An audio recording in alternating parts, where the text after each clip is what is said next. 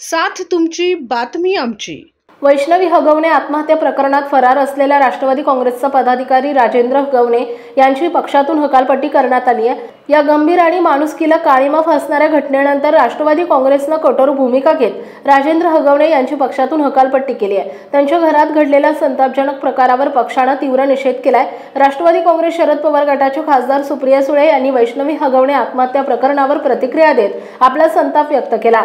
माणसं सैतानासारखी एवढी निर्दयी कशी वागू शकतात असं म्हटलंय। तसेच या प्रकारचे घृणास्पद कृत्य करणाऱ्या प्रत्येक व्यक्तीला मग ती कुणीही असो कठोरात कठोर शिक्षा झालीच पाहिजे अशी आमची ठाम भूमिका आहे। वैष्णवीला न्याय मिळवून देण्यासाठी मी सर्वतोपरी प्रयत्न करत आहे असंही ते म्हणाल्या। आपल्या ट्विटर अकाउंटवर याबाबत ट्विट केलंय। वैष्णवी हगवणे हुंडाबळी प्रकरण मनाला अतिशय यातना देणारं आणि तितकंच चीड आणणार आहे। माणसं सैतानासारखी एवढी निर्दयी कशी वागू शकतात असा प्रश्न पडतो।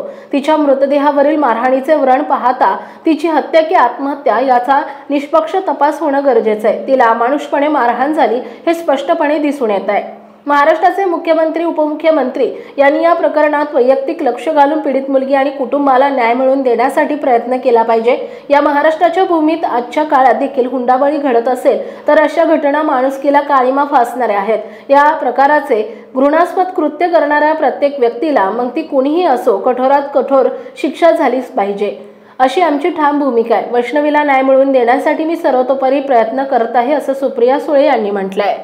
आपल्या परिसरातील महत्त्वाच्या बातम्या पाहण्यासाठी जय हिंद टाइम्स चॅनलला YouTube वर सबस्क्राइब करा आणि बेल आयकॉन प्रेस करा।